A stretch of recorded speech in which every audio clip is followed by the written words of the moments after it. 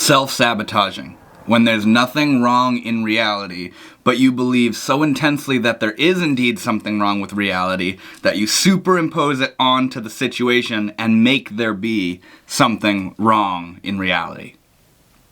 Take, for example, let's just say like a job interview. You find a job position that sounds really good, it piques your interest, it's just what you're looking for. So you reach out to them and you fill out the application, and then the employer says, all right, let's have an interview in 3 days. So for the next 2 days, rather than being excited for the opportunity and potential of getting this new job and the doors that are going to open up for you if you do get employed and how fun it's going to be and how it's just what you're looking for, you spend the next 2 days anxious and paranoid and filling yourself with all of this insecurity of what if I don't get in the job? What if he doesn't like me? What if I say the wrong thing? What if I come off weird? And you just fill your mind with all this negative stuff that isn't even based in reality. And then you show up to the interview, and rather than being on your A game, confident, well-spoken, clear-headed, you show up in just this emotional, energetic mess of paranoia and insecurity, and that's all that comes out of you to the employer, and the employer sees that. He sees who could have been a really nice potential employee, but they've been bothering themselves for the past 2 days with all of this sort of delusional insecurity and paranoia that isn't based in reality, that now it's tainted how they are, how they're coming off, how they are expressing themselves, and it causes you to not get the job position because you were so bogged down by what your mind was doing. When if you had just chilled out a little bit, relaxed, collected yourself, maybe focused a little bit more on the positive as opposed to focusing on the negative, you would have showed up in a whole different energy. You would have showed up as potentially who that employer was looking for. But because you were so negative and weird and timid and awkward and silent and stumbling over your words in the interview because of all the stuff you've been feeding yourself the past 2 days waiting for the interview, you didn't get the job position. That's self-sabotaging. Or, for another example, let's say you and your partner, you do this thing and it bothers your partner. Pretty common situation right there. But, just a normal little thing and it bothers your partner for a minute. And then you guys seemingly move on. And then 2 days later, or maybe a week later, you and your partner are enjoying your morning together, and your partner's sitting there and they're just quietly sipping their coffee. Maybe scrolling on Instagram or whatever they're doing, just hanging out quietly. And you, in your mind, you take that silence as they're actually stewing on what it was that I did the other day, and they're mad at me right now. That's what's going on. They're giving me the silent treatment. They're mad at me, they're remembering what I did the other day, and they're upset about it, and they don't want to talk to me. That's why they're being silent right now. So then out of nowhere, you say, I didn't mean to piss you off the other day. And your partner looks at you and they're like, what are you talking about? I wasn't even thinking that.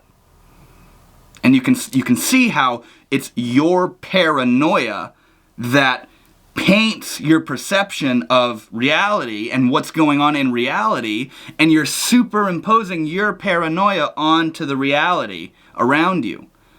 Where in that instance that I just shared, your partner they weren't thinking about it. It wasn't even on their mind. But since you perceived it in such a way, and you perceived it so intensely, it made you think it was the truth. You acted out of that as if it were the truth, and then now you guys got a conversation to have, and it's not going to be very fun because your paranoia just created a problem out of thin air. You manufactured this problem out of seemingly nowhere. You made it up yourself. Self-sabotaging. You're sabotaging yourself. You're creating this problem.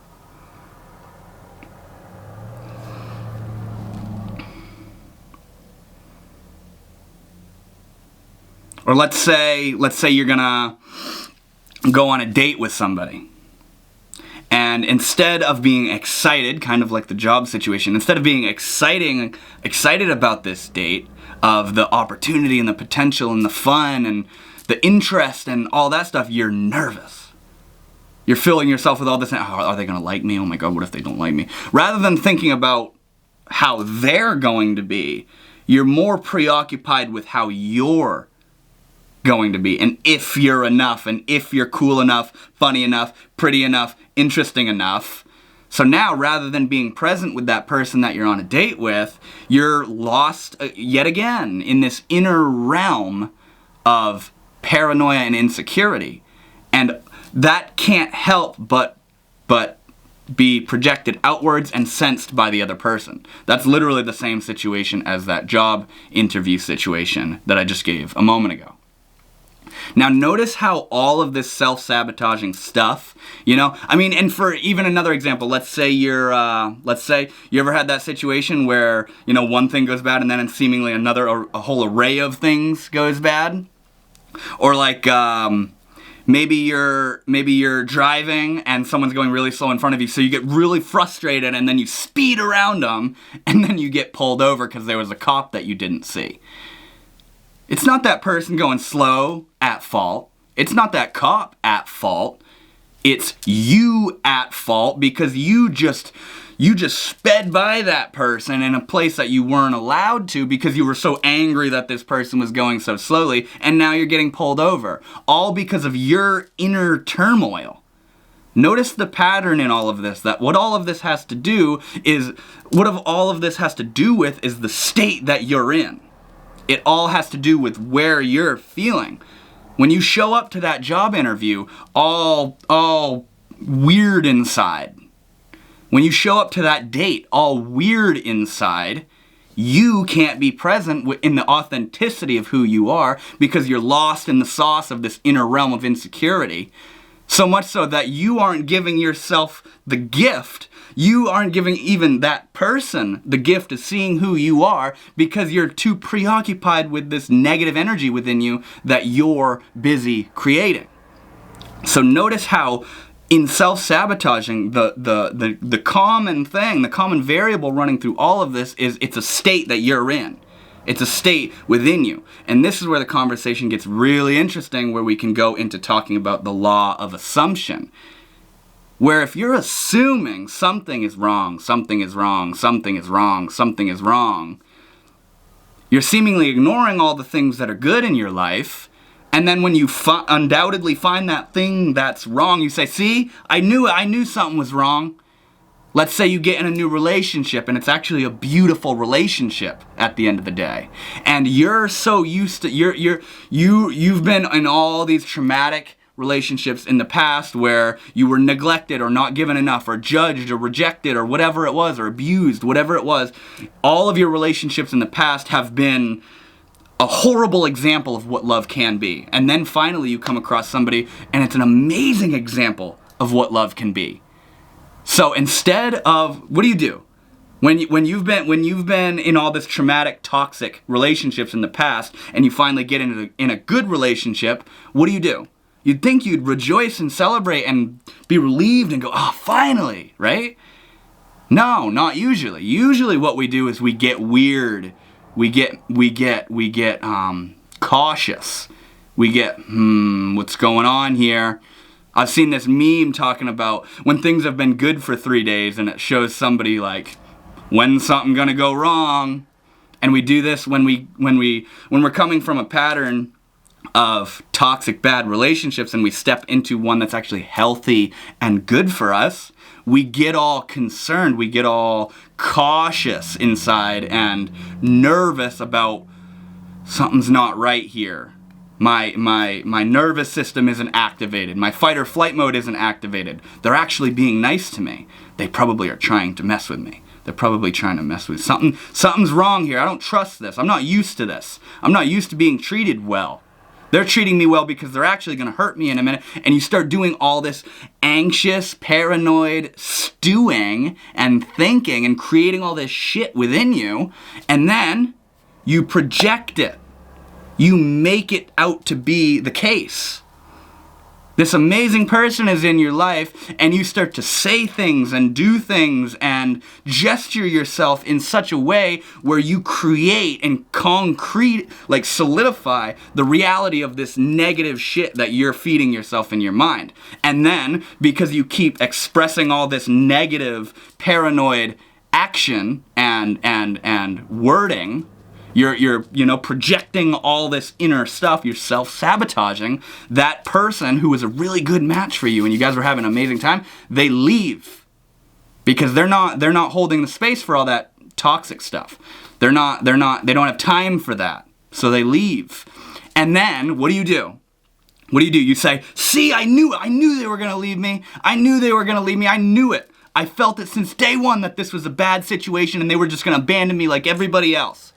Even though you created it. You created that problem out of thin air. And what does that have to do with? It has to do with the state that you're resonating on. It has to do with how you're feeling inside.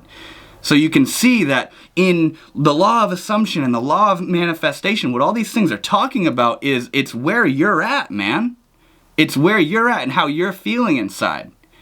If you go around waiting to be happy for something to make you happy, if you have this condition within you where I'll only be happy if this happens, what is that? What medium does that create? What ground does that create? That means that I'm not going to be happy until this shows up. That's not a good condition to have built within you.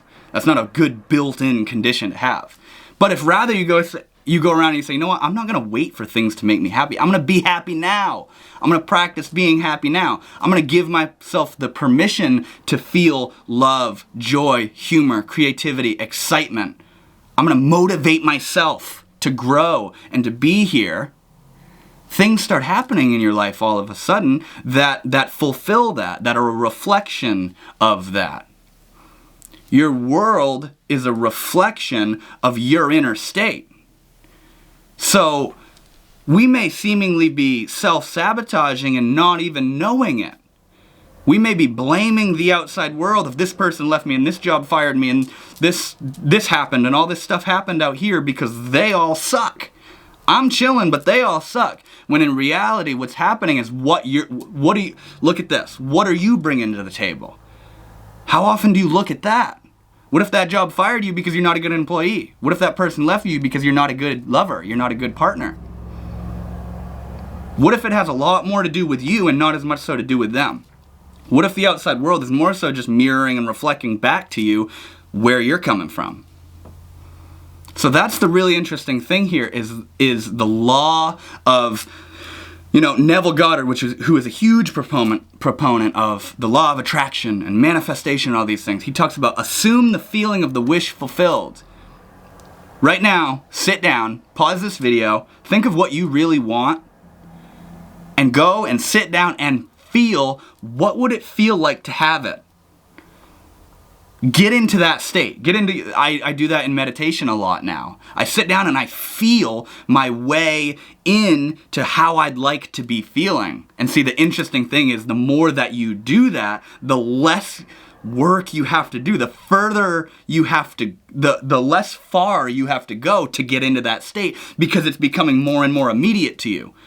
Where you don't have to do something to get into the feeling of where you want to be because you're starting to create this habit, this routine of living in that energy. You're living in the feeling of how you want to feel. So you go and sit down and you think of what you really want. Think about the feelings that would come about from getting that thing, from achieving that goal, from getting that desire fulfilled. What would you feel?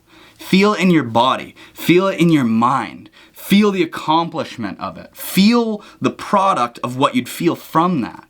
Using getting the job analogy that I made earlier, you get that interview, and that interview is 3 days from now. Rather than bothering yourself with thinking, oh my God, what if I don't get the job? What if I don't word myself right? What if this? What if that? And filling yourself with all this negativity, what if you start to assume the feeling that you're going to get the job?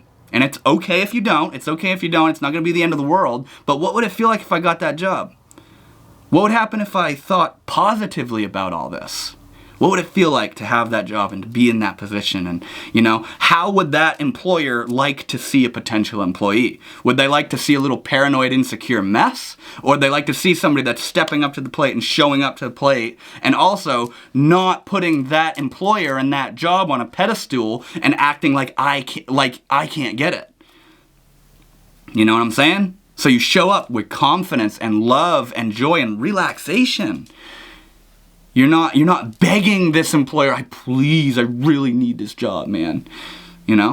It's chill, it's laid back, it's relaxed. There's not all this tension. You're not stressing out the employer, You're showing that employer who they're going to be employing. You know what I'm saying?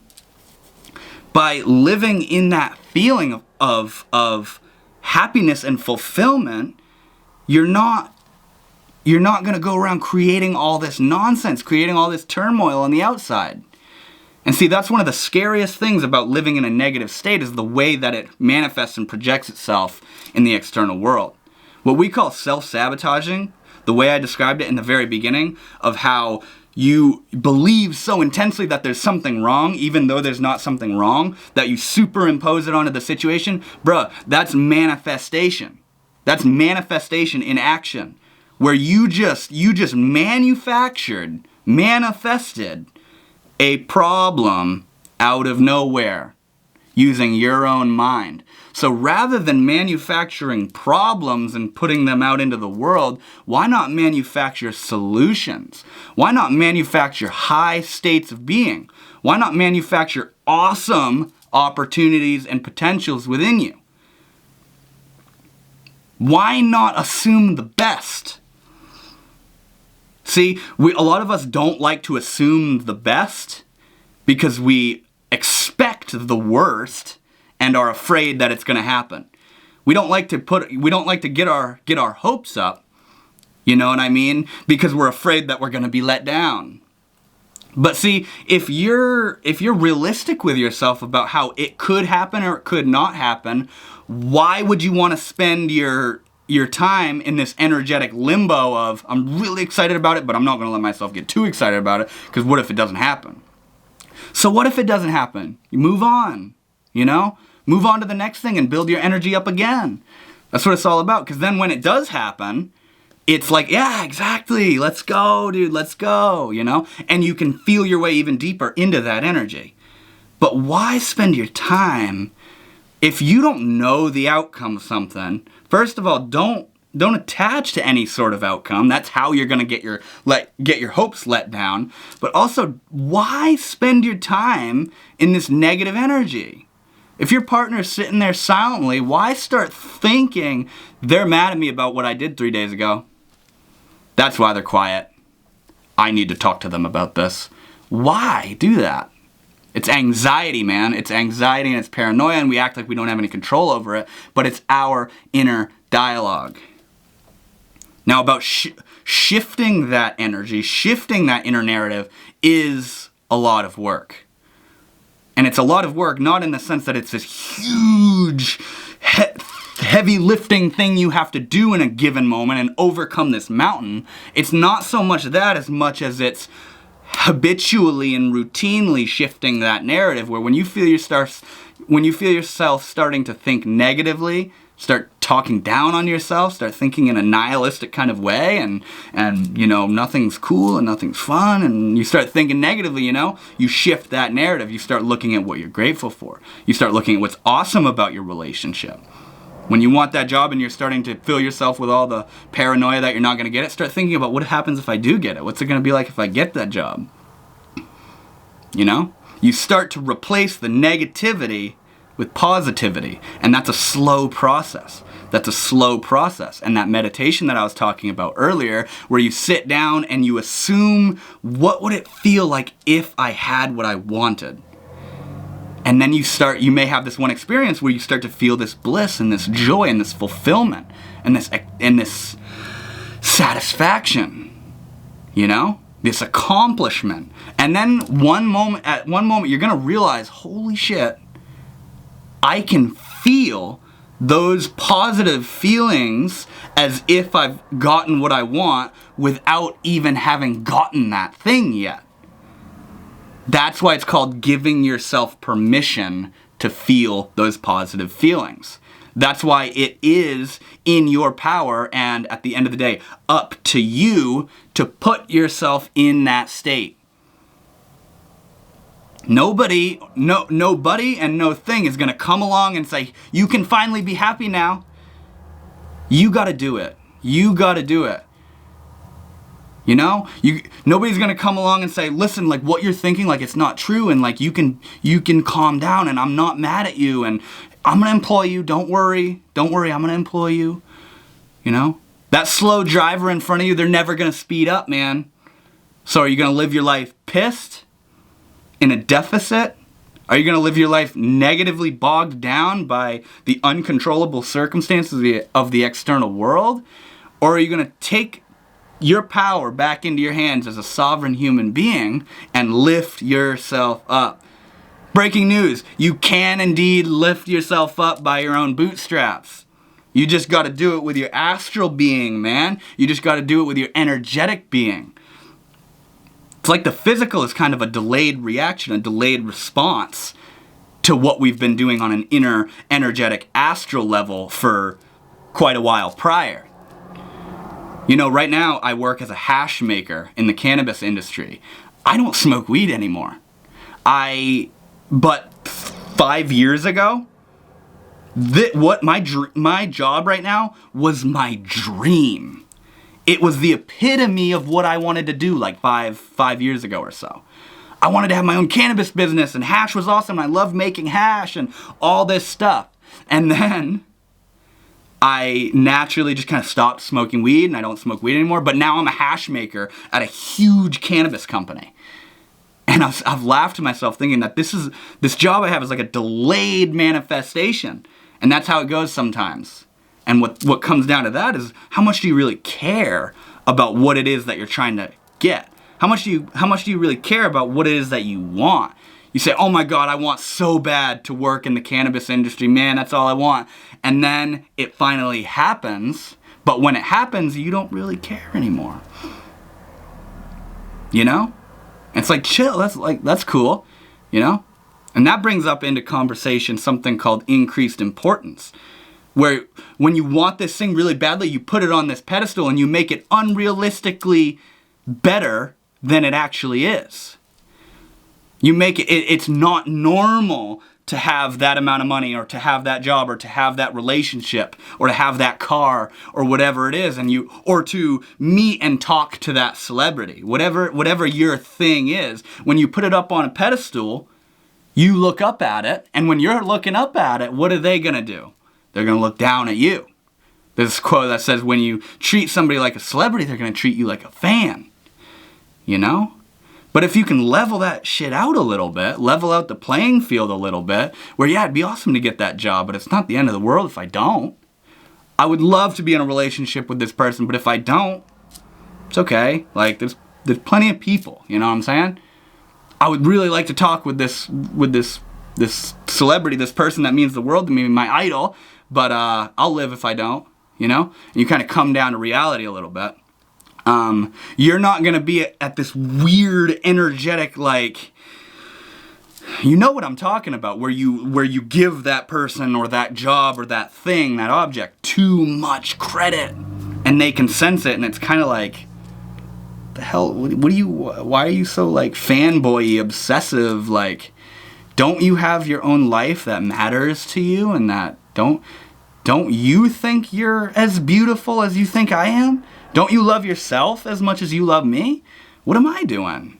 You know what I'm saying? I met this celebrity one time. He was a comedian, and I went up to shake his hand. I was like, oh my God, dude, are you Shane Moss? It was Shane Moss, a psychedelic comedian. And I came up to him, I was like, holy shit, dude, are you Shane Moss? It's nice to meet you, man. And dude, so I saw in his eyes, it was like I could see him going, oh, another fan.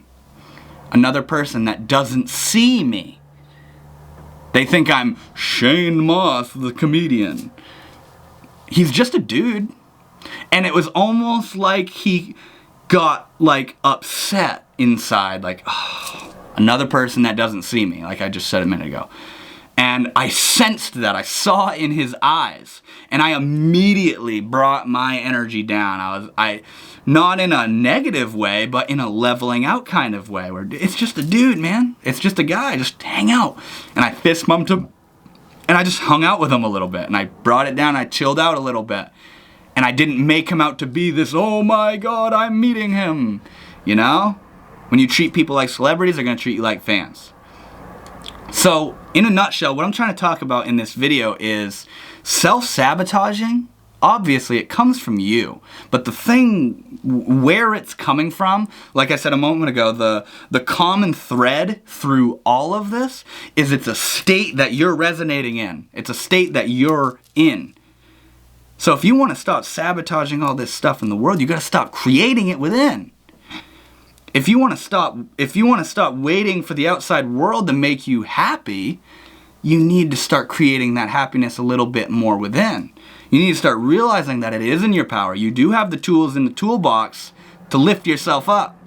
You do have the power and the potential and the ability, the capability to lift your spirits, to make yourself feel better, to create the life that you want to live. Every single day. It starts with every single day to right now. What are you doing? You know what I'm saying? How are you living your life? What are the thoughts that you have in your head? How are you talking to yourself? What are your habits? What do you want? That's a good one. That's a really good one. How are you going to live the life you want if you don't really spend any time thinking about what it is that you want? The ideals that you want to live up to. The things that you want to create in the world around you.